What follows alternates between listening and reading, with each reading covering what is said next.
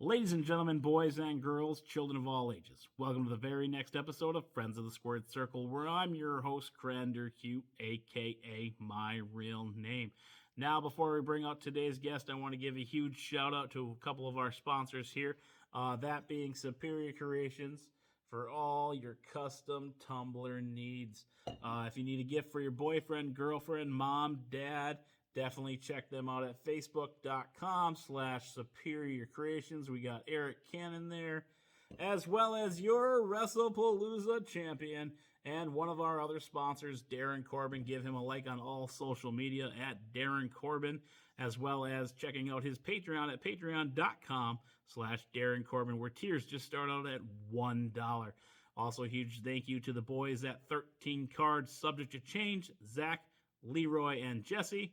I appreciate you boys more than you know. Thank you for always being there for me with any questions I have. And this is a cheap plug for you. And lastly, our other sponsor there out of Eau Claire, Wisconsin, Artisan Tattoo. Just like wrestling, tattoos are forever. Let's bring in our guest today, Joe, one half of the Barking Spiders, also known as Uncle Clutch. Thank you for watching. Alrighty. How are we doing, Joe? Good. How you doing? Can you hear me? Yeah, I can hear you. Can you hear me? We had a little glitch there. All right. That's always a good way to start it off.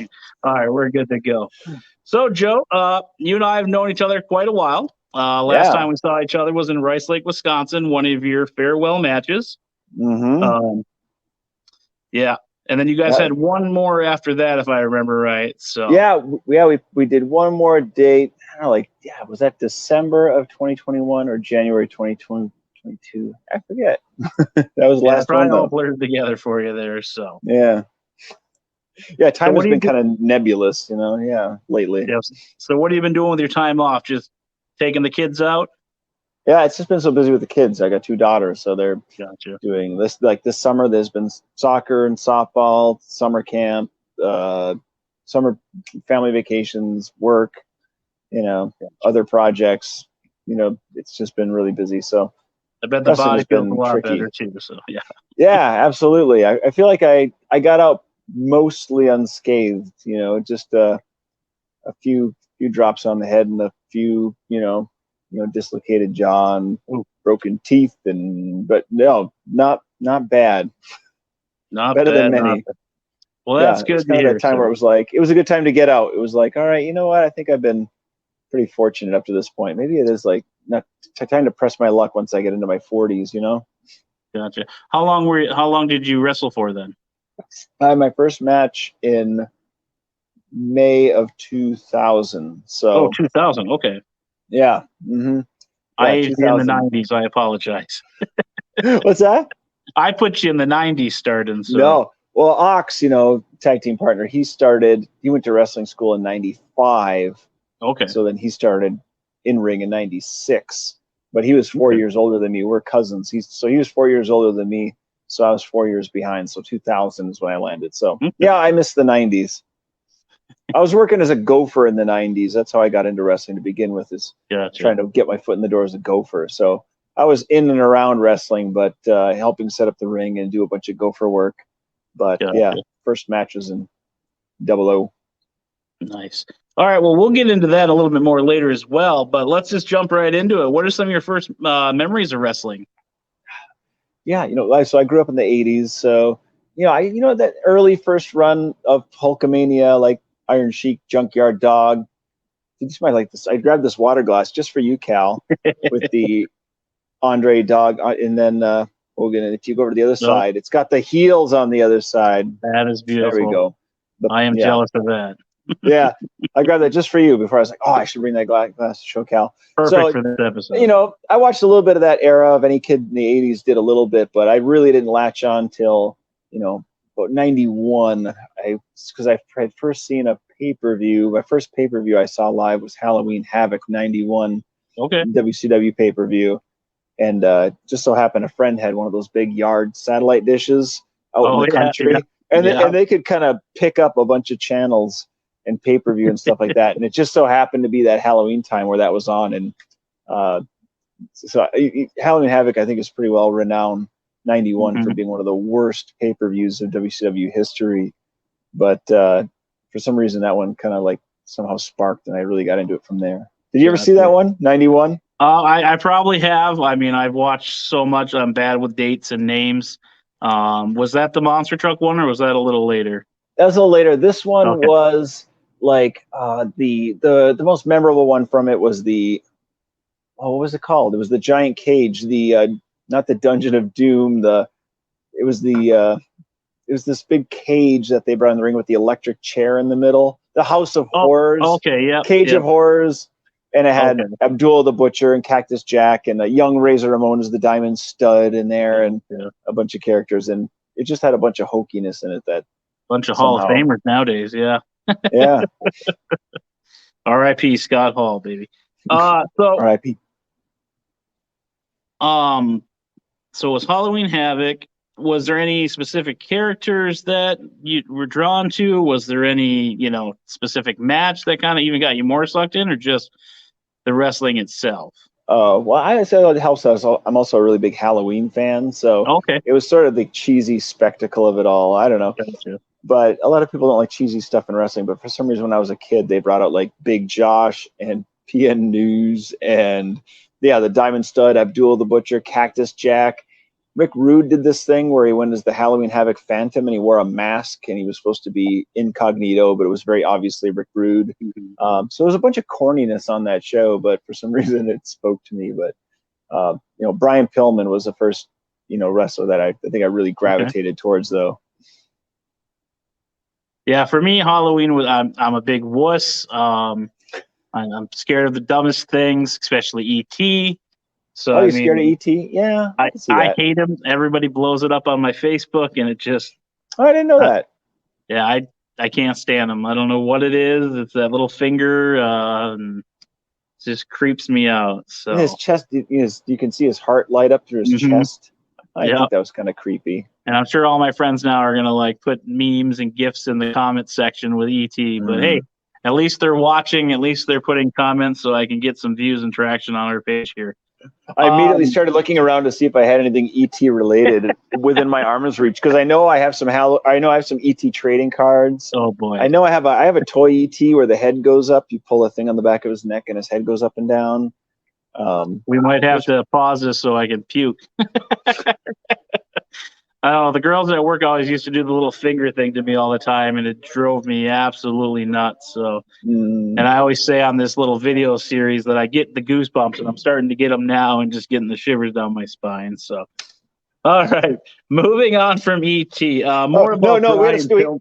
We're gonna stay on ET for a sec. Did you ever see Stone Cold ET? Have you ever seen those videos? Yeah, that is actually funny one. Yeah, that is. I wanted to circle it and connect it back to wrestling again. And he would just go through a drive-through and order things to Stone Cold ET. Anyway, So back to the real wrestling of it. So Brian Pillman, you mentioned. What was it about Brian Pillman that you enjoyed? When the night, I would have been like 11 at the time, and so I don't know. He just seemed so dang cool. He seemed like one of those guys you wanted to be. He was young, athletic. He had that big drop kick. He had that sweet permed mullet at the time that was super cool, and he even had that hoarse voice that made him sound a little rough too. So it was so I started watching WCW. I think I really paid more attention to WCW, and then started watching more WWF. And then that's when, of course, I started watching more and getting into Bret Hart. So those were my guys. If I'm watching WCW, I'm looking for Brian Pillman, and if I'm watching WWF, then I'm looking for Bret. Okay. Yeah, he wore the tiger stripes. That was one thing I remember him. And then the Hollywood Blondes with him in Austin. I thought that was a pretty decent tag team.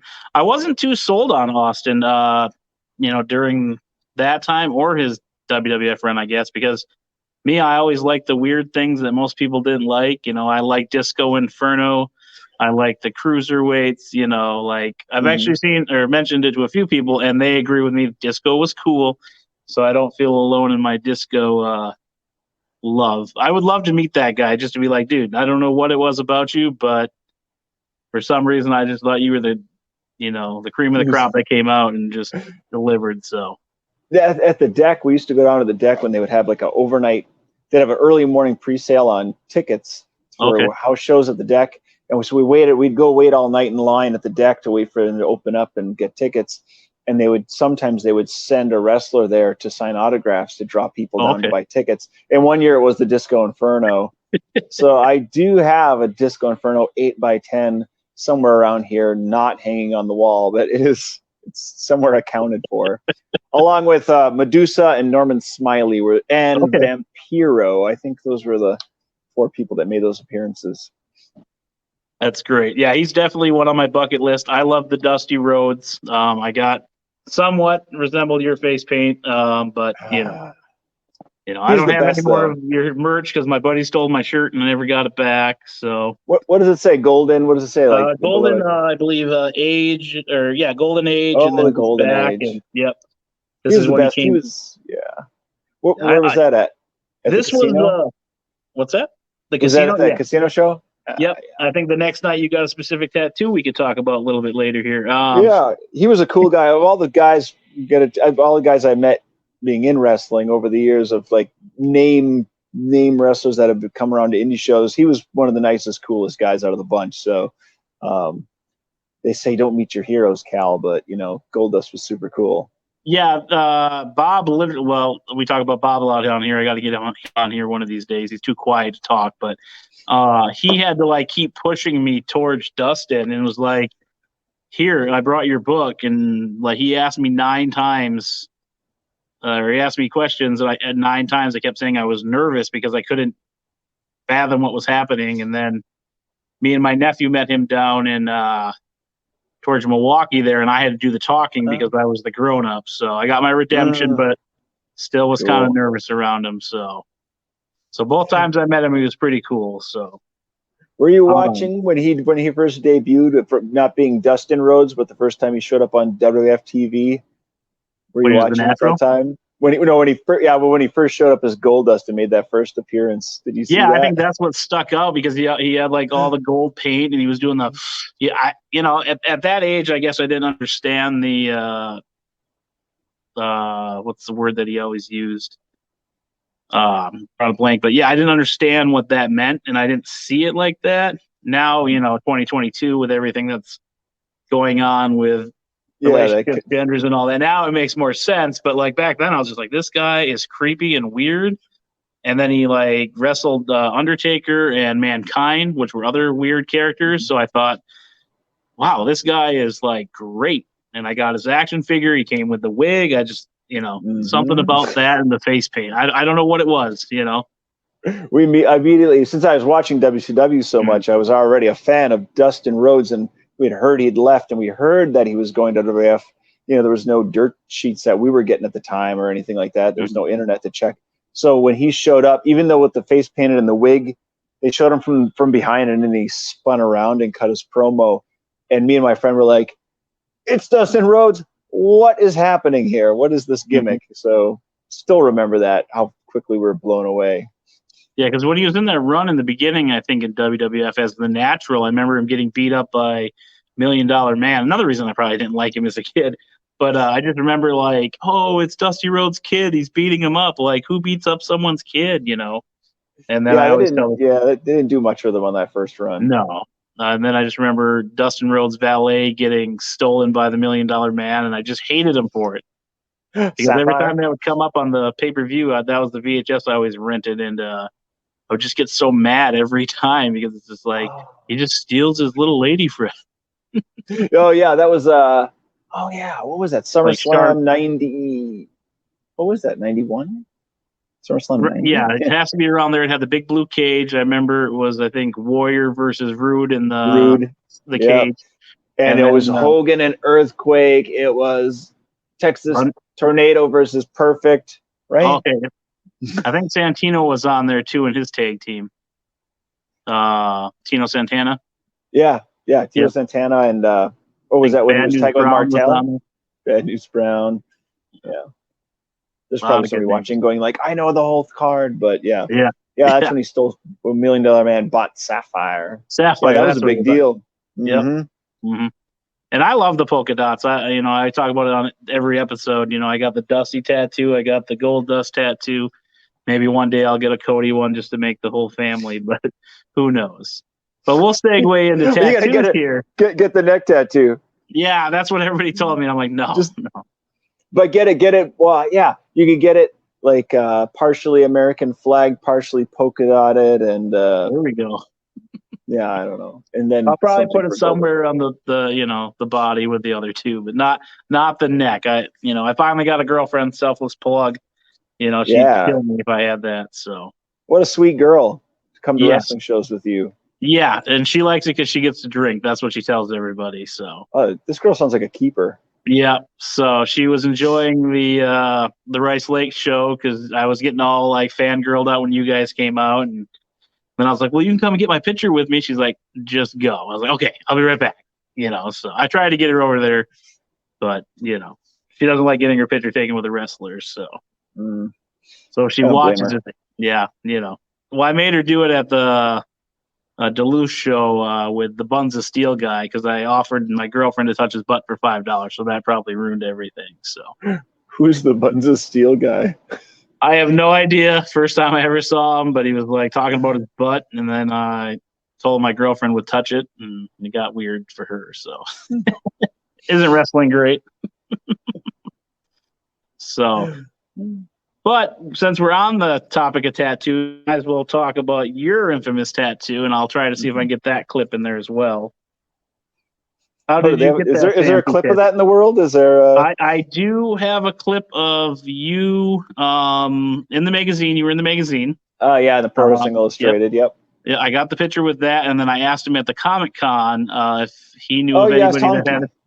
I asked him if he had anybody that ever got a tattoo of him, and he really enjoyed that question. So, yeah, that was fun. Thanks for asking and remembering to ask that question. I'm glad that he remembered because I would have felt a little worse if he didn't remember.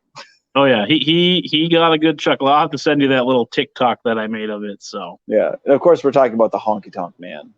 Yes, the greatest Intercontinental champion of all time, as they say. All time. What was it? 64 weeks? Is that his reign? I think it was 64 weeks.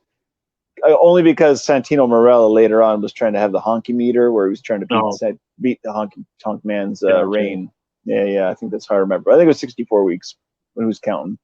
But yeah, that was leading up to that show. Same show that old Dustin Rhodes was at, Goldust, and it was the idea. In fact, the whole thing was my idea at a tattoo convention that if we wrestled honky, that if there's a tattoo convention, to have it be a consequence of losing a match, of having to get a tattoo of your opponent on your butt, on your posterior. So, and the promoter liked it, and Honky thought it was funny. He didn't think it was actually going to do it. He thought I would just come back and somebody would just draw it on with a marker, and then I'd come out and show it, and everybody would laugh, and then I would just go wash it off and move on with my life. But I was like, no, let's do it for real. So they had a guy set up with a booth right there at ringside and got everything situated, be ready to do it. And we ended up changing it too, only because at that time Honky was growing out his hair long and he was going to donate it for Locks for Love. So he had it like almost halfway down his back. So he had that pompadour on the front and really long in the back. So I decided, since he came out and made that announcement that he was doing it for Locks for Love, I just called an audible and said that, if I lost, I had to get a tattoo of his face on my butt. But if I won, I got to shave his head, and instead of giving it to some kid that needs it, I was going to throw it all in the garbage, just to be a bigger heel, just to get more booze. So that was the thing. It was a hair versus tattoo match by the time we did great. It. Yeah, definitely a story. It's immortalized in the magazine. I think you signed that one for me. I have to look. It's in a box right now. And then the one with Ox/Trevor when he was hitting Heavy D with the fake the prosthetic leg. Yeah, that's right. I think it was cool. As a kid, I grew up reading Pro Wrestling Illustrated, and all the way on up, and it was one of those cool like little things to check off the list to get in Pro Wrestling Illustrated, even if I had to get a butt tattoo of the Honky Tonk Man to get there. It's a story too. I mean, how many times can you say, well, this one time, with Honky Tonk Man? So. Yeah, Ox got in there first on Pro Wrestling Illustrated, and I was like, "Oh, I'm really happy for you." And then I was like, "I kind of want my picture in there." And then the next year, and then I got in there, and I was like, "All right, cool." Yeah, Yeah, Bob and I were very excited to get those magazines. So, and I think Trevor/Ox posted about that a while back, and both Bob and I commented, "Hey, we got that magazine. You autographed it for us." So, yeah. It was really funny. I was talking to, it was a few years ago. There was a guy renting in the house across the street from us, and he was really into wrestling, and he was like, "Hey, we're watching a pay-per-view," and I didn't really mention much about wrestling at that point. And I was like, "Oh yeah," I said, like, "Why don't you come over?" And they were like, I kid you not, there was a couple of guys over, and they were like, "Hey, remember when we went to that show and that guy got that tattoo of the Honky Tonk Man on his butt?" And they did not know it was me. And I pointed it out. So then the one guy that lived there was like, "That was you?" And he ran into his bedroom and he came out with the magazine and had me sign it right there because he had no idea. Had no idea it was me. That's great. Yeah, we were at the bar one time, not to steal your thunder there, and Cannon was standing next to me, or not next to me, across the bar, and he said to a guy, "Hey, nice shirt," and the guy's like, "Thanks, man," and then just kept drinking. I'm like, "Do you not realize who's on your shirt and standing next to you? Like, I mean, you bought the shirt from him. You're obviously at his venue." Was that First Ave? Yeah, I was down, not First Ave, the VFW that they ran for a while there. Oh yeah. I think that was the night of Sammy Callahan almost killing Darby Allin, which still has me scarred to this day. So that means it made a memory for you. Yeah, Sammy Callahan freaks me the hell out. So as well as Lance Archer, you know.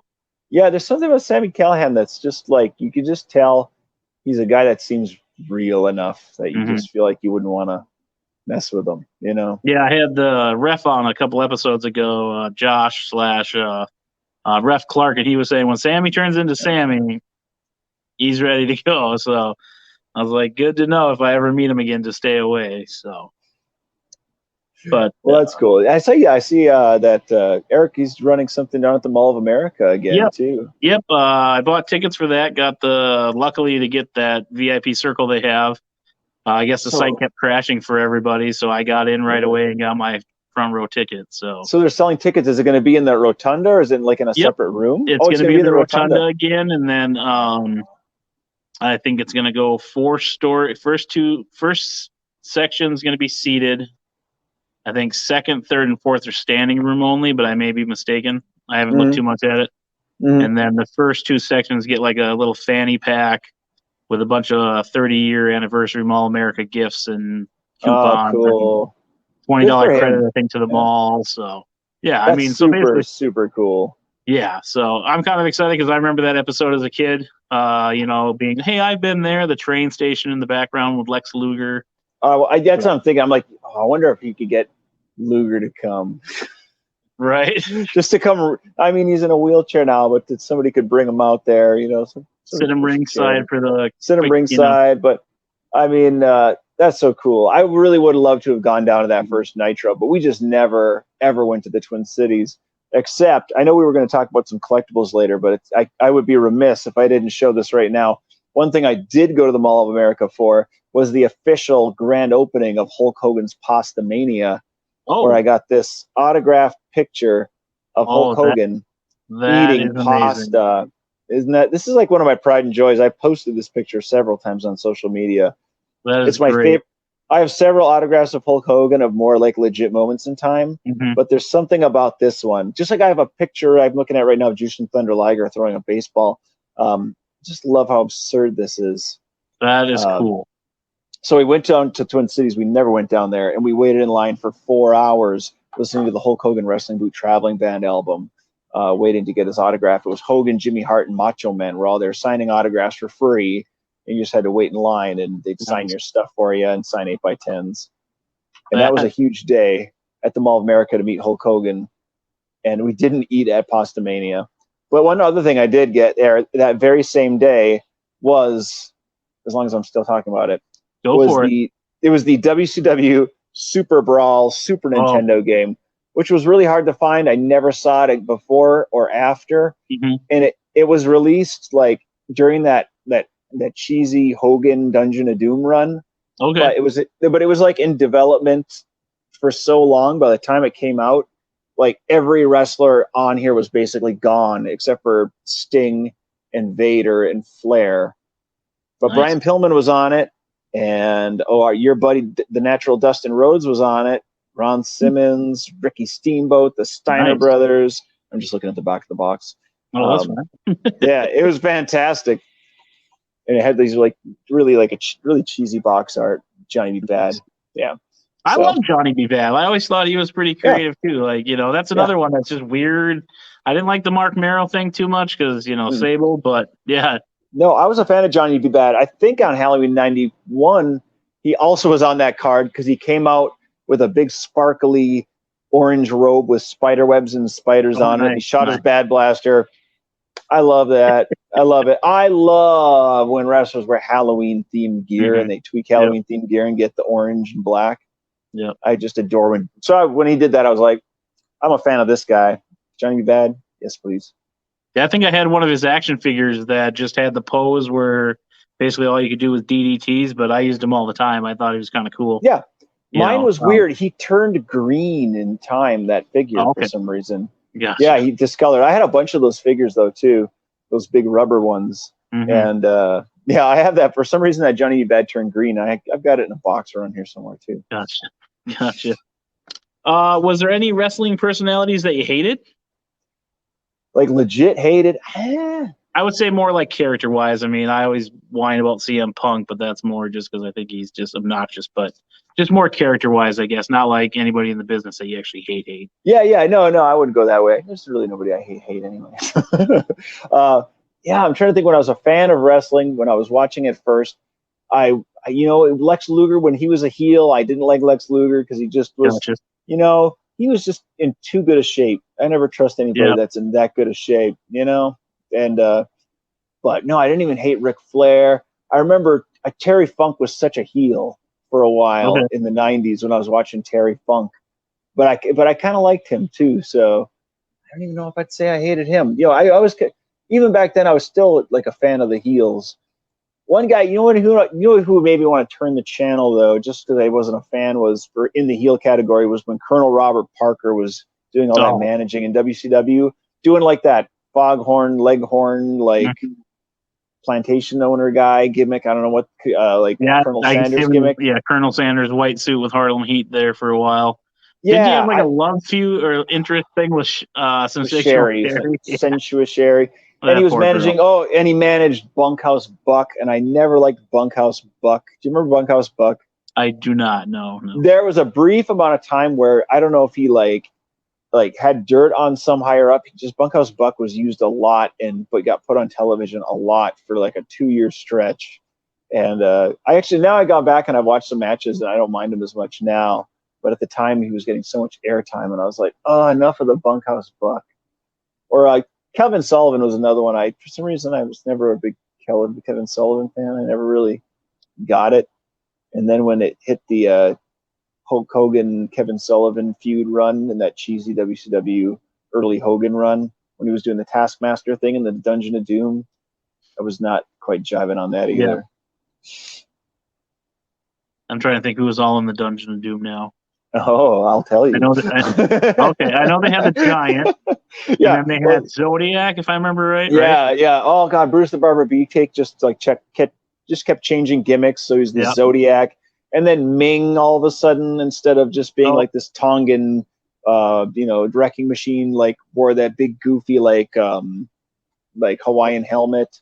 And the Yeti. Hugging Hulk Hogan. Yeah, doing the Hulk Hogan hug. And the Leprechaun was in it for a while when what was his name? Sergeant Buddy Lee Parker was doing the Leprechaun for a while. Okay, that was the best. The other name, but the best was when he was doing the Leprechaun gimmick. Though he would usually only wrestle on WCW Saturday Night, and that's when Dusty was always doing commentary. And I used to watch WCW Saturday Night because Dusty was my favorite commentator on there because you could tell he was kind of tongue in cheek in a lot of things, and he always was popping for the Leprechaun. And Taskmaster. Who else was in that Dungeon of Doom? Oh, the Shark. Oh, yes. Tenta or whatever his John last name. Tenta, Earthquake, Avalanche. Yep. I Golda. liked him. I thought he was cool just because, bigger guy or kid is my, body. Is like I always liked him in Typhoon or not when Natural Disasters. There we go. I'm just rambling because I got all excited. Oh, speaking of natural disasters, I feel like who's that prop comic? Carrot Top. Hold on, I gotta just show you something really quick. I love on Carrot that topic. Top. If you don't love Carrot Top, do you know that? He's actually going to be coming to a show here shortly in October, I think. You should go get that bad boy signed. Oh, I've been dreamed to get this. I was going to do an impression or do a voice, but I decided not to do that. Seriously, is he coming around in October? Yeah, I'll have to send you the poster. October 8th, I think. Oh, is that for like MAW or something? I want to say it's SCW. There's so many promotions out there I'm on watch for. I don't know who that is. Yeah, I'll definitely... Nothing against them. I'm sorry, SCW. Hey, if I can't go, you know what? October 8th, I'm going to be in Las Vegas. You need to take that with you, and you get that. Okay. Yeah, if I go down there, I don't know what October looks like. September is pretty heavy, but I do know somebody that might go. So I'll be down in Vegas that weekend. It's like a birthday / anniversary weekend, so we're gonna go. Yeah, don't mess up the anniversary there. No, I'll be like, honey, I know it's our anniversary, but it's Shockmaster. But it's a Shockmaster, and then she's gonna throw me through a piece of drywall, What's so funny is that I was just explaining that to my coworker about how, so many years ago it was a huge accident, nothing happened. But over the last few years with collectibles and autograph signings, it's just blown up into its own thing. I think he has his own action figure now, which is great. It took only 30 years later to get all that, Yeah, the action figure, have you seen it? It's upside down with the back facing, and then there's a cutout in the back, like a chunk of missing wall, and you see his face from the back of the card, like he tripped inside the box. Yeah.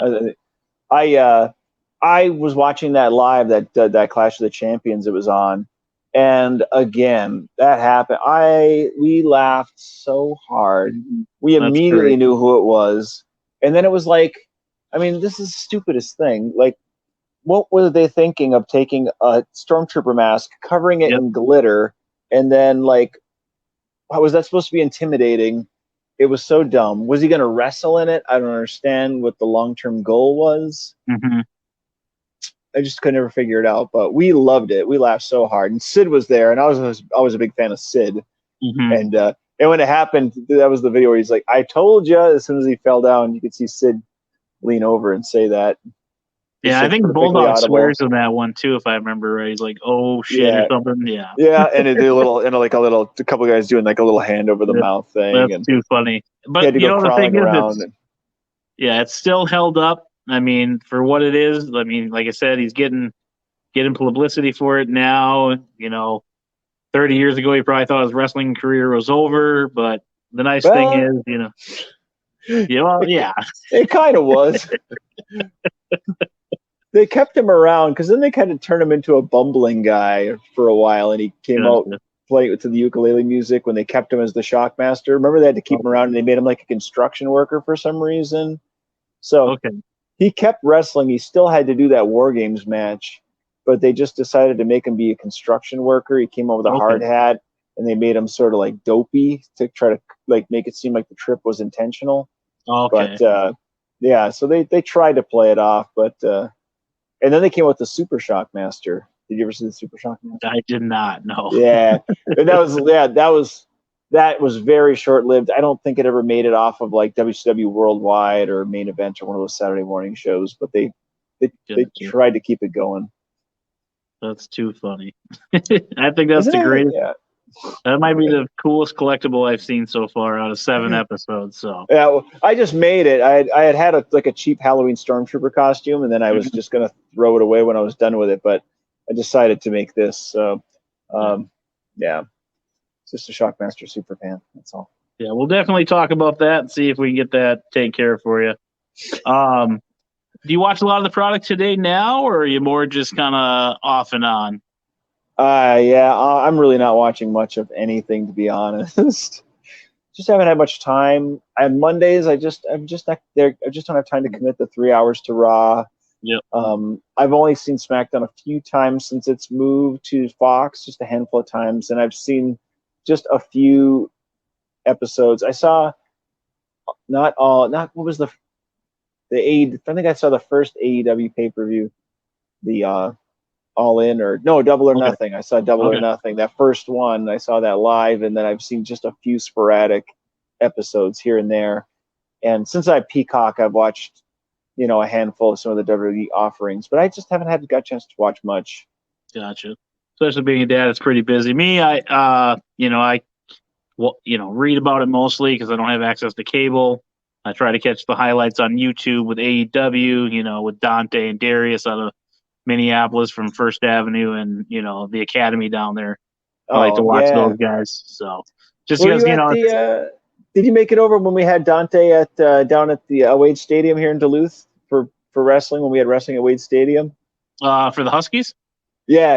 Yeah, I was there. Yeah, I just drove up to watch the wrestling, watch you and Cooter and them. So, and then I took off because I didn't have everybody sit there and watch a baseball game with it. I didn't want to sit by myself. So, yeah, we had Dante come up for that too, and he was just doing the Airwolf gimmick. Gotcha. And I hadn't seen him wrestle yet, and we booked the show, and we just felt like such idiots because we put him on first, and then he just him and Cal Creed just put on this ridiculous match, and we only had three or four matches. I think we had 4 matches, and so then we had our match later, which was just not great, comparatively. It was like, oh man, why did we put these guys before us? This is a terrible idea, because he was just so fantastic. So yeah, I've been really rooting and pulling for all those Minnesota guys. Yeah, I saw Rennie D. Well, I've seen Rennie D came back for a short time. I'm sure you remember him a little bit. Yeah, we were booked on a show. We were booked on a show in the fall, and we all got there. They had the ring set up, and then it had like a chance of rain, and then it just started raining. And so we all got there. Everybody got in their gear, and then they ended up just canceling the show because that's the worst. It was pouring rain. Only a handful of people showed up, and they were like, "All right, never mind." And we went to a meat raffle instead, so it was fine. No antiquing? No antiquing that day. We have done a lot of antiquing though. That's a Cooter and I. We used to go. We used to go antiquing. Oh yeah, anything you guys were on back in the day, I tried to make it the most I could, and then when I moved back up to Superior, a little harder to get to a lot of his stuff. But I remember at that show, one of the dumb memories that I have. Him and I are walking to the VIP section. He's got the talent bracelet on, and he's just like, "Come on!" I'm like, "I don't have bracelets." He's like, "Just keep walking."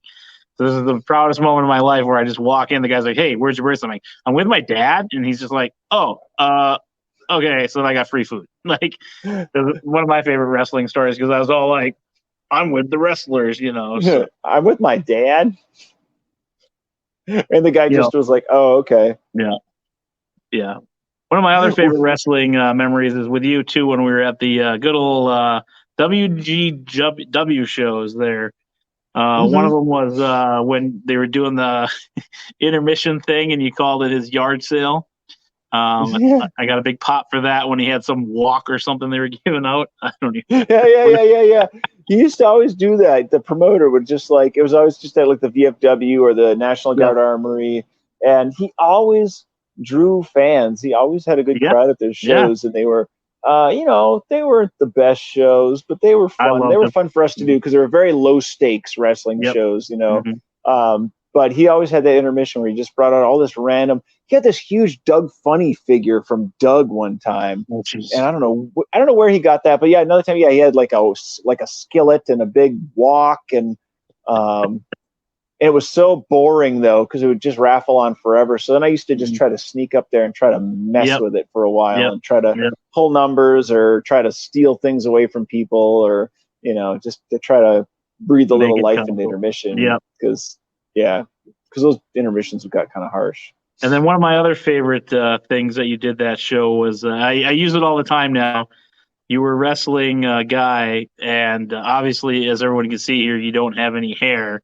And you yelled to the ref that, "Ref, he's pulling my hair." And to this day, anytime there's a bald guy in the ring, I have to use that one. And the crowd usually pops for me, and I'm like, "Yeah, well, it's not mine, but I stole it," So. Because I remember and I'm saying it, and someone's sure. like, "You're so stupid. He doesn't have hair." That's the point. So, Yeah, I stole it. I think I stole that from T Rex. There was a wrestler named T Rex who okay, had trained down with Eddie Sharkey back in the okay, early 90s, late 80s, early 90s, and he was over 400 pounds. And yeah, he was a massive dude, but he had that bald head. And I think I heard him say it, when I was first going to gotcha. shows and doing some gopher work. So I stole it. So I Yeah, stole it from T Rex. T perfect. Rex, I'm sure he stole it from somebody else. Yeah, I think it's a great line. It's definitely an easy one to get the crowd listening to me because as you know, I'm a talker and usually at shows with my signs. So, yeah. So back to I guess more of the questions here I got for you. What were some of the inspirations that made you become a wrestler? Oh man, yeah. So it was weird, like growing up as a wrestling fan, you don't know how anybody becomes a wrestler. Mhm. And then, as we started to get into our teen years, then we started hearing about wrestling camps and independent shows down in the Twin Cities because I was up on the Iron Range. So we started going down to shows, and that's how we got linked up with Ken Patera and started just trying to figure out how we could do a show. So we got a show booked up on the Iron Range at the high school as like a fundraiser, and we had to go do all the gopher work, go to all the local businesses to try to sell, advertising pages inside the ad books and raise money for the show. And what was the question? What was the inspiration for you becoming a wrestler? So the inspiration, yeah. So yeah, of course, you always dream about being a wrestler, and we used to come up with characters and little, gimmicks, just like anybody when you're a kid, probably.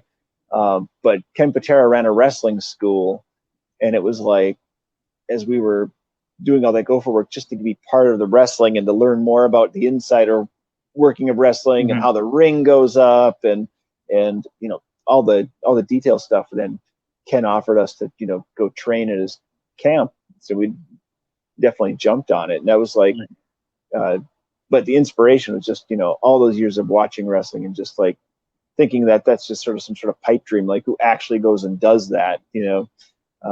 So it was a good opportunity to go down and go to camp. Well, I was still going to college. I was getting my associate arts degree and running back and forth to wrestling camp because, I didn't want to just put all my eggs into the wrestling basket, which worked out well. I got to do pro wrestling for a good number of years, but never did it on a full-time heavy duty basis like a guy like Darren Corbin or Eric Cannon, independent guys that really, did well to go make a bigger name for themselves and make more of a run with it. But I was happy with what I did.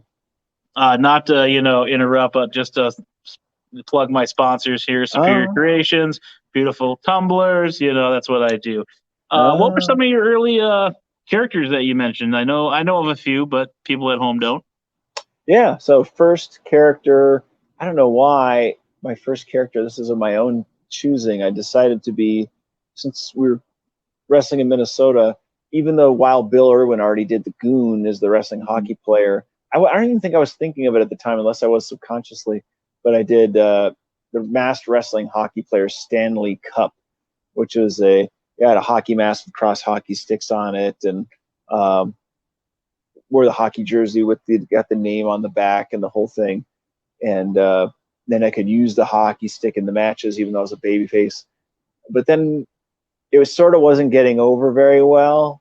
I kind of found it was so on the first match I kind of came out playing it straight. In the very first match, I came out to a fairly, the first time you ever think you're going to go for your first singles match, you expect that it's going to be like WrestleMania and you're going to get this, especially as a babyface, you're going to get all these cheers. And I realized very quickly that moment was like, no, you have to earn this and it's not going to happen.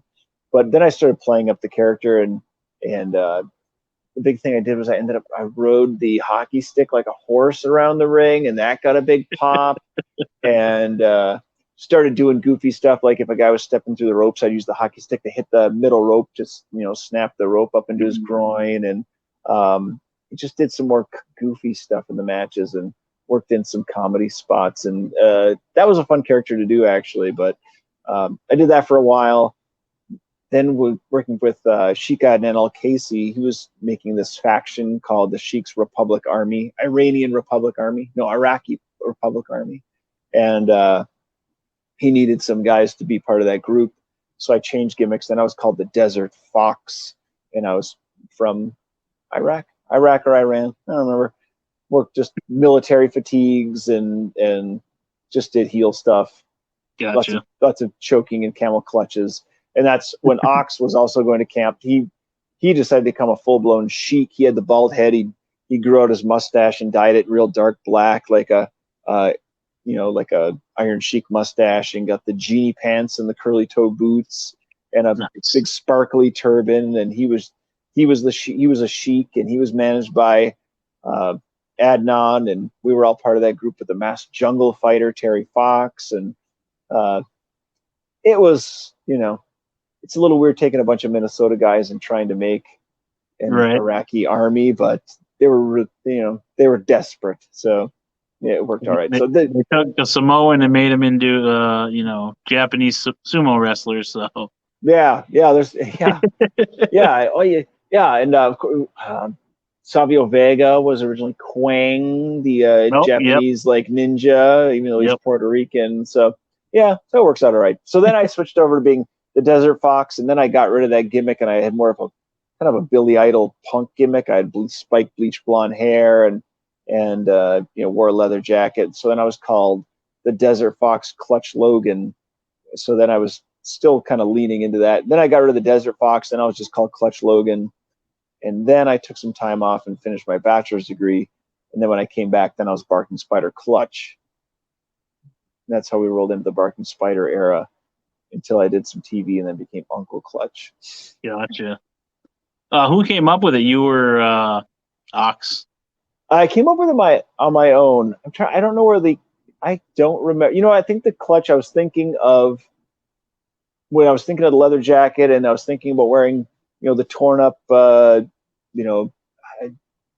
torn up fatigues I was still wearing, and my red Doc Martin boots. And I was starting to feel like I wanted to be like a little like Mad Max. And I was thinking of a name that you'd find of one of those characters in the desert. And I came up with Clutch, just thinking of a Mad Max character name of these guys driving cars in the desert. So that's how I came up with Clutch. Logan I took with Clutch Logan was, Logan, Wolverine from the X-Men. Nice. Yeah, that definitely has a ring to it there. I didn't know about a few of those, but you'll definitely have to send me some pictures of those. And I know I did see the Stanley Cup one at one of those WGW shows there the one time. So I think you were working solo that night, so you ended up working twice. But yeah, ended up short. They ended up short somebody, and I still used to keep a second gimmick around. A lot of guys would do that and try to get a second payday. So I did have my Stanley Cup stuff. So I ended up working the opening match of Stanley Cup, and then came back later as Clutch. Was it obvious that it was me 2 times? Probably, but I didn't know at first till Bob told me. So okay, there you go. That was in the beginning of my actually going to wrestling a lot. Was when Bob was tagging along with Rick. Yeah, that's where I kind of got started with going to live events. Was those WGW shows, and then Cooter obviously picked me up one time and drove me out that way when he came up. So that was kind of cool getting to ride in the car with him, just talking, seeing some of the inside secrets. I remember Ox giving me crap because I think Venom landed on his neck that night, Cooter's neck that night. So I had to help take his boots off, and Ox was just giving me shit. He's like over there helping him with the boots. I was like, hey, he paid for my ride and he got me in, so this is my way of paying it back. So yeah, I remember that show. He didn't know he was gonna make it. Yeah, so. Yeah, I don't know what happened with that spot, but it's stuff that happens. Yeah, it's wrestling. So I had a dude, he dropped down and just sat on my head. Just I don't know what he was like. If he was trying to drop an elbow, but overshot, and I was laying there, and it's like I was selling, and I looked up, and it was just his whole head. His whole butt just landed right on my face, and it was that thing where it's like the butt hit the face, and then the head banks off the mat, and then just rakes across. That was not great, but it happens. Yeah, and then were you there for was it at the hockey rink? Were you there for that one? No, no, at the Heritage. Yeah. No, thankfully, that show was happening like 5 minutes from my house, but we were already booked down in the Twin Cities to do an outdoor show. But we did that outdoor show, but there was a serious, like a legit tornado that was supposed to touch down. It was just north of the metro, like Forest Lake area.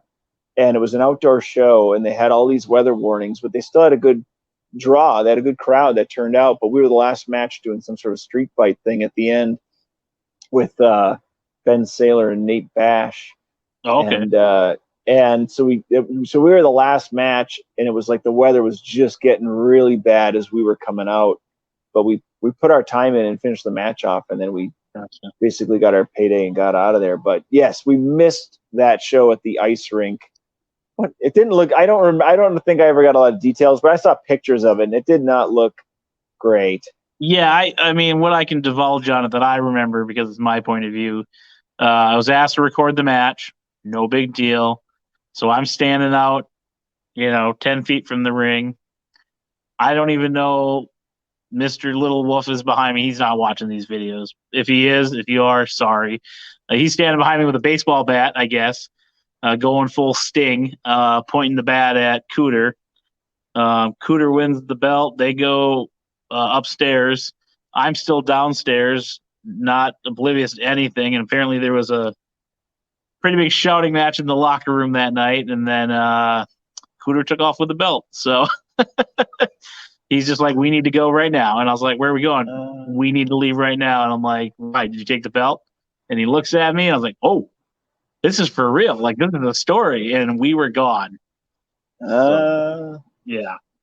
That's one of my crazier wrestling stories that I got. But I guess Rick was in the locker room. We'll have to ask him if I ever get him on here what he saw in the locker room. But yeah, I've heard more about that. But I don't remember. I don't know enough to have any opinion on that. But I've heard some things about that. I remember that.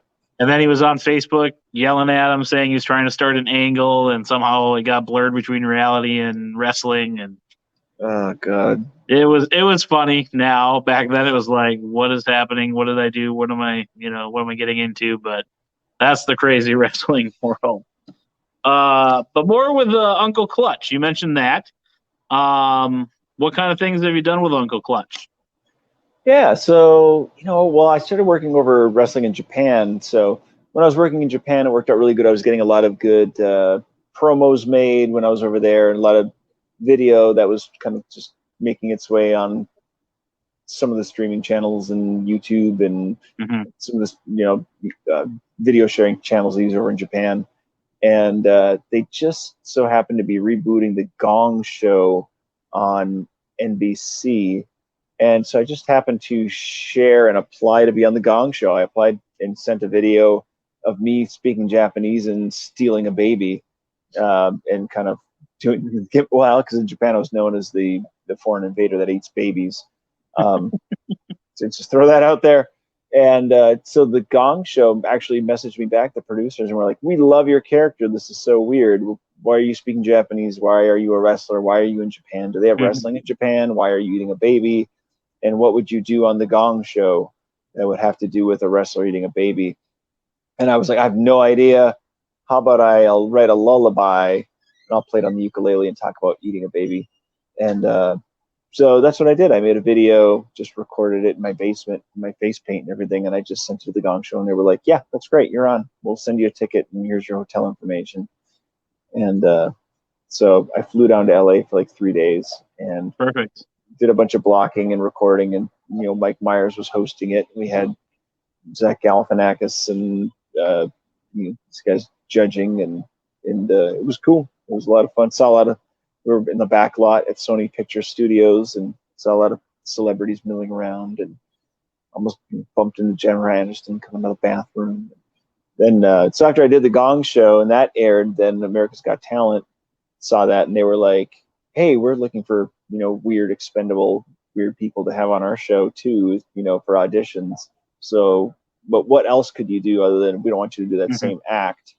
Right. So I was like, well, with eating a baby, I could try some ventriloquism. I was thinking about this gag where I'd have a ventriloquist dummy and some ventriloquists can drink water and make the dummy talk while they're drinking water. I said, well, what if I was like eating the dummy and have it be a baby while the baby's talking? And they were like, that's wonderful. That's a great idea.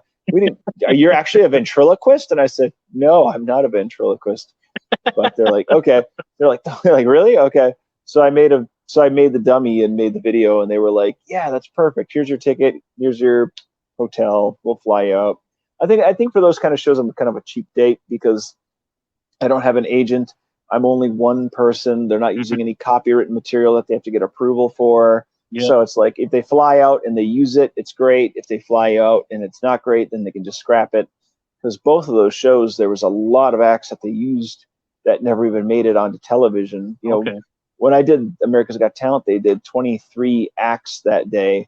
And some were huge, like dance groups of 20 people, you know, and huge, you know, multi-piece bands with dancers. And a lot of those people, only 7 of us made it on television of those 23 people when I flew down to LA from that recording session. So it's pretty fortunate they actually included that footage because, it means there was a good chunk of people that went down there and auditioned and never made it. And people that were super, super talented. There were some really talented acts that just once they sort through, maybe if they had a band that was fantastic and played so well, but then they had another band the next night that was similar, and then they go, well, we got to scrap one of these bands. We'll scrap this one. But there was only like one guy eating a ventriloquist baby, so they were like, well, we'll keep that in because that's different.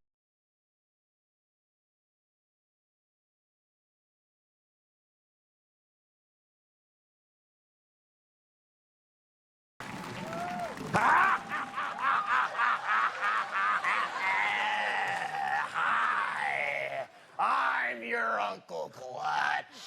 Mothers, bring your babies closer to the screen so I can sing them a lullaby. Comfy, cozy, here we go-zy. Hush, little baby, don't you fear. It's bedtime and your Uncle Clutch is here. But don't you fret and don't feel sad. I'm gonna take you from your mom and dad. Or you can call for Papa and cry out for your mommy. But you're gonna end up eating in my tummy. Fantastic! Well done! Breathtaking! That was fantastic.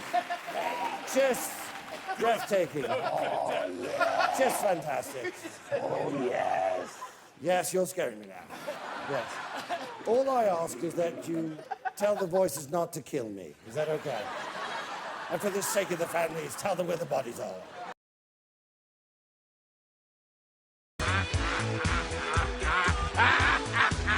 Boys and girls, do you want to meet my friend? No! I don't. He was taking a nap earlier. Let's see if he's... Oh, look, he's wide awake. You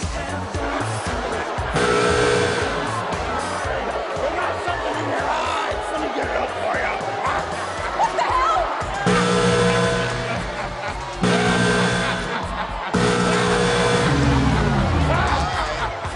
Wait. I'll let... I don't think we've got anything other to say. You should just keep walking, honestly. Did he just eat that baby's eyes? Yes, he did. Doing those shows, there's only so many like variety shows that you can apply that character to. I found pretty quickly. So I was going to do that miniature golf show. Have you ever seen a Holy Moly? Yep. But they got me all the way through all the approvals. And then at the last minute, they were like, oh, by the way, we don't want you to do it as Uncle Clutch. We just want you to come on as Joe. And I was like, oh, really? Like, I don't want to be like rotten at miniature golf as Joe. I want to be rotten and weird at miniature golf as Uncle Clutch because I'm not good at miniature golf. So I didn't end up doing that show. But anyway, then pandemic started. There was no wrestling. There was no things being taped and recorded. So one thing, I've always been a big horror movie fan. And so I also was a fan of old horror movie hosts. More modernly, people might know Svengoolie on MeTV. so we decided to do a local, just public access horror host show, and it also goes up on YouTube, called Uncle Clutch's Video Horror Shop. So we've been recording lots of bits. I created a little video store down inside the house here, like of VHS tapes. In fact, I have a whole lot of VHS tapes right here, but they're not quite of my horror selection.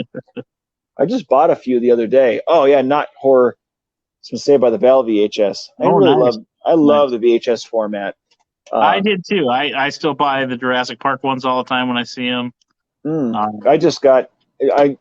kind of a completionist now, in that yesterday I bought at Savers. I went to Savers the other day, and I bought Tremors and Tremors 3. But this is going to eat away at my soul that I don't have Tremors 2. Amy yells at me because I'm like that too. Yep. Yeah, so I'm going to need to get that. And also, when I was at Savers the other day, I did buy, this is DVD format, but I did buy a triple disc Stone Cold, just like one of those box sets that I didn't have. I don't know why. I already have Peacock, so I could go back and watch any of that stuff anytime. But I'm more of a physical collector myself, so.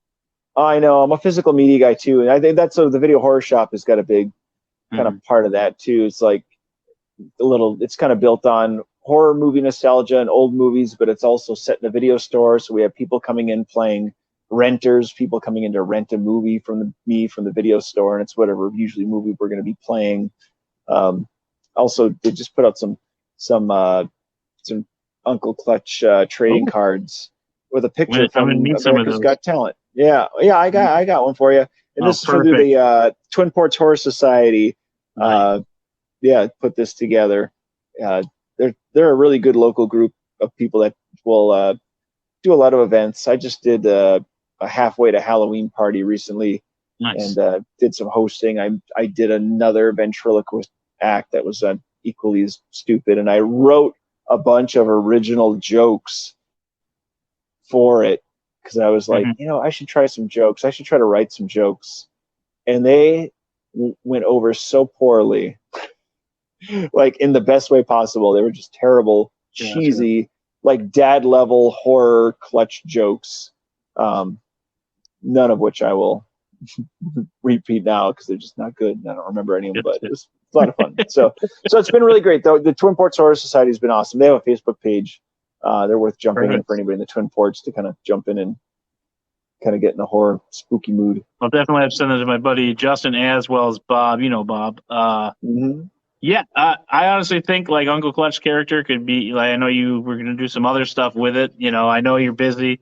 I feel like TikTok's the way to go with that type of stuff because especially that character and the goofiness of it would be great. So I don't have TikTok. Yeah, I've got a face.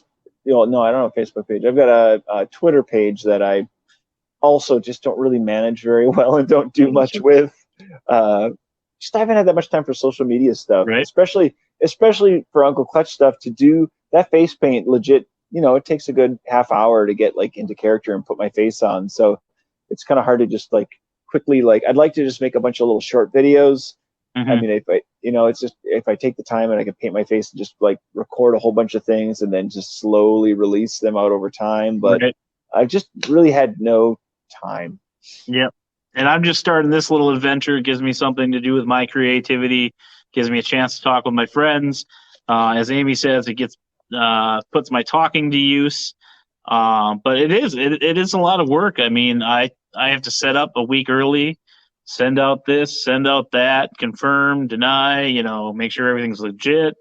And then, just constantly following up with people because, life happens, things get in the way. So if I don't have one in the tank, then I'm in a hurry to get another one recorded so that I can release it for Fridays. But yeah, I mean, these people that are, verified and, media stars, I feel for them, like it's a lot of work, and I'm only putting on one video consistent.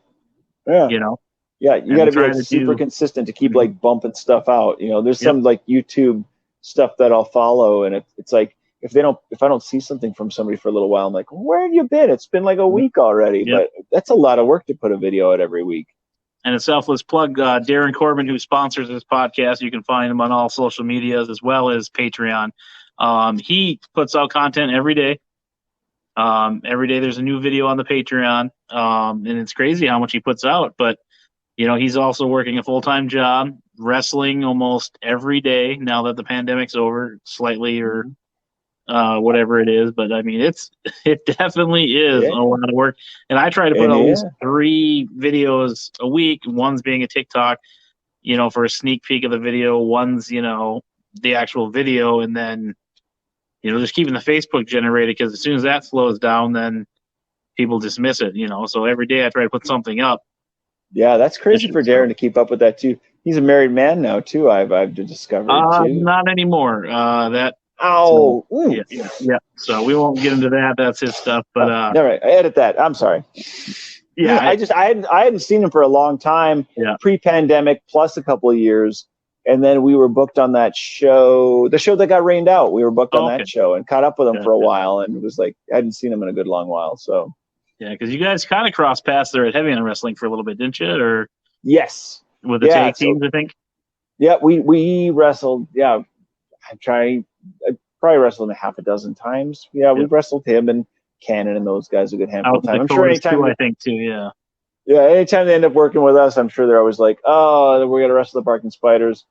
Well, it's not going to be the most exciting match, but we're not going to have to do a lot because it's mostly a lot of razzle dazzle. But yeah, but I always enjoyed working with Darren. Yeah, he's come a long way from what I remember, because when I first met him was out in the Dakotas right after the North Star Express stuff, and just kind of buying his stuff, and then next thing you know, I'm just hooked on him. I support the Patreon, and then every show I would go to there for a while would be him and Eric, every time. So, and yeah.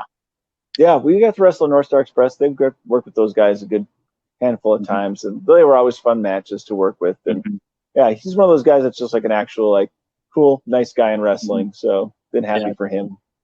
Yeah, he's always so cordial when I go up to his table. Him and Eric, every time they're like, "Hey, Cal," and I feel like a big shot just because the wrestler knows me. Yeah, absolutely. It's just because you support your friends. Every time I come to your guys' stuff, I try to hit the table. And then you guys tell me not to pay for anything, and then I try to argue, and then Ox is like, "Take your money." I'm like, "Okay, we're at that point." I tried to give it to Ox's wife, and she's like, "I am not getting involved in this. Take it back." So, and he just put that up on his cover photo of Max with you guys. Oh man, yeah, I saw that picture. That was down in Eau Claire too, or Chippewa Falls. Yeah, that was a good one for 5 people that were there. But I love watching you guys. I come to support you guys. I don't care who's in the stands. We had a blast. You treated us like royalty. My nephew didn't stop talking about it, so he was all excited about that sign when he got home. So we were wrestling. Trevor was all nervous. He gets super nervous too. He's got like some social anxiety things about crowds, but he gets nervous about what we're doing. And we were working these 2 guys from Chicago. And we saw their picture on the posters, these 2 kind of rough and tough gangster-looking dudes. And Trevor was kind of nervous. He's like, "These guys look like they're pretty tough. I wonder what these guys. Couldn't find any matches of theirs online. I wonder, like, this might be, hopefully they work safe." And all of a sudden they showed up to the building, and they were like, they were like 5'6", they were short guys too. And so it was like, "Oh, these are the guys." And they were great guys too. They were super sweet guys, and they were fun to work with. But I go, "Oh, you guys are like a couple of Kevin Harts." And they just thought it was hilarious. Kevin Hart's known as kind of a little guy. Yeah, Max actually called one of them Kevin Hart, and he just stared at him like, "Max, please stop talking. I don't know how to bail ourselves out of this one." All right, so it wasn't just us that I called him Kevin Hart. So that can't be the first time they heard that. But yeah, they were good guys. Yeah. I don't know. I never saw those guys again, so I hope they're doing well. They ended up driving through a big snowstorm all the way from Milwaukee all the way to Chippewa Falls to wrestle. Hopefully they got paid, in that high school gymnasium with like nobody there. Nobody showed up for that show. I think there was 30 people, and that included talent. So yeah, probably. There was probably more talent than there were fans. They're doing a lot better now. They're getting a lot better numbers. He's been bringing in the people. Seems to be working. So that's good. He messaged us about coming back, but it was too late. Like, we just were kind of winding down anyway. But I remember we were supposed to wrestle he wanted us to wrestle in a Chicago street fight. Like, those guys were going to challenge us to a Chicago street fight. But we were looking around in this giant, empty high school gymnasium, and it was like, what are we supposed to do in a street fight in this big, empty box? There's not whole lot of gimmicks around or things to use. If you have a street fight, we've had a lot of those street fights if they're in a interesting location where you can move around, and a balcony and a catwalk and a the hot dog stand and a this and that. You can kind of go around and get creative, but in a giant empty room with bleachers, there was like not much to do. So we're like, no, we're just gonna have a match. That's not gonna happen. He seems to always want to put on the more of those type of matches. Seems like every show that he does, he has that type of stuff. So I think that's what he's trying to go with the name, which makes sense. But as I say, make sure the boys are safe, and then make sure it makes sense. But yeah. But with that, just because, I like to keep these, not too long. This is my favorite segment. We've already seen a couple, but do you have any more collectibles we can see before we send you home? Or send you off? You already have home? I just found, because I'm sitting down in the basement behind my little bar area. I do have. I showed you my glass. I just have these behind the bar. These vintage napkins, WWF napkins. I didn't really pick these out to show you today. I just happened to notice them down here. Hey, and that's something I've never seen, so I'm excited. So yeah, I got a couple. I kept saying someday I'm gonna have a WrestleMania party and actually just use them. Like, heck with it. Like, it's time to use them. Right. But I haven't had that WrestleMania party. They're probably older than me. And legit, this just came in the mail today.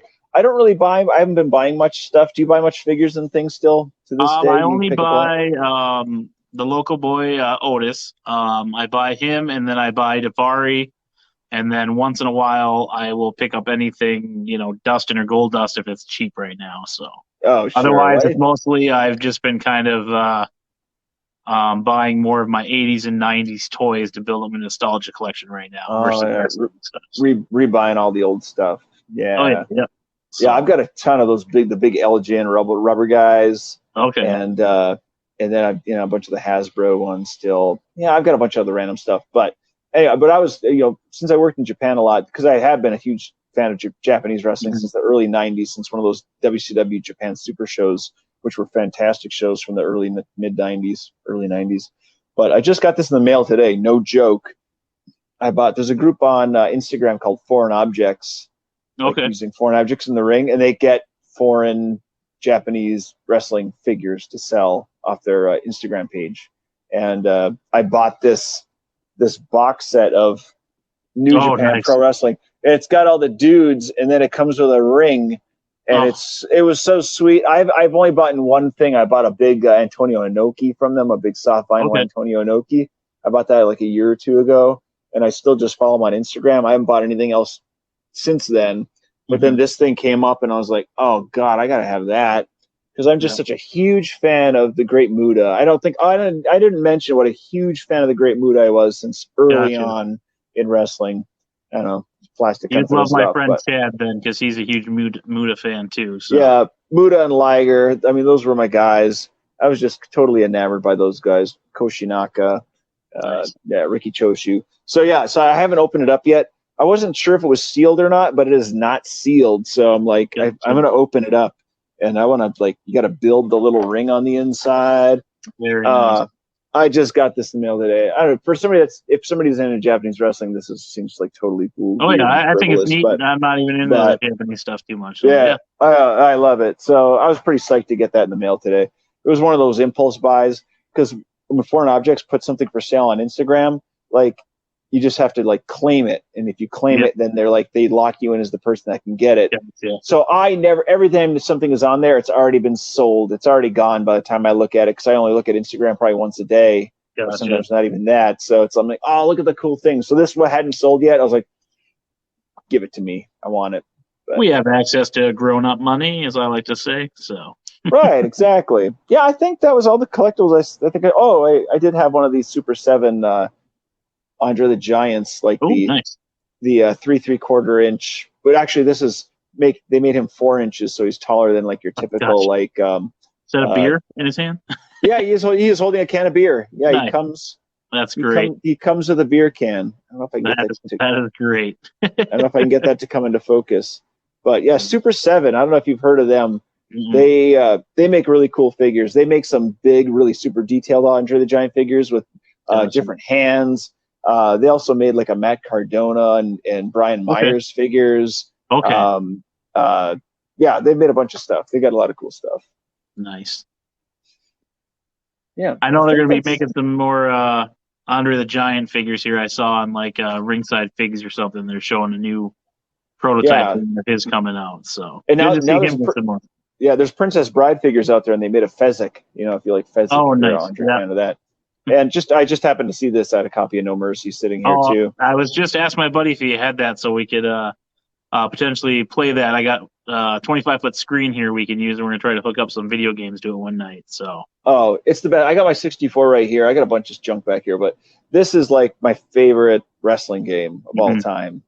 I think I like WrestleMania 2000 was the one I always played. So. Yeah, this was the one that came out the year after, so they added a bunch of extra stuff, and they were more. It was more detailed in the kind of edit create mode. So So this one, over the years has just been like I've tweaked and edited so many guys and put on some other random dudes that weren't in there on the original roster, and so this is like my one. I assume this has an internal battery, so someday everything's just going to get washed away that I have on there, but I'll periodically still plug that in and fire it up for a few rounds. Yeah, I have a modded Xbox, so I can get all those old classic NES and Super Nintendo ones. There were some really good for the Super Nintendo, some New Japan or All Japan Pro Wrestling games for the Super Nintendo. If you can download them, they were really good. Those are probably my second favorite wrestling games. Yeah, I think back to No Mercy, there's an emulator online where you can create wrestlers of today and play on there, but. I'm not too sure with all that. So it's a lot of that stuff. I suppose you can figure out. It's probably pretty time intensive, but apparently this is really rare and worth money. I'm not bragging. I don't know. It's a WCW main event Game Boy game. It is terrible, but I still have the box and instructions, and apparently it's kind of somewhat rare.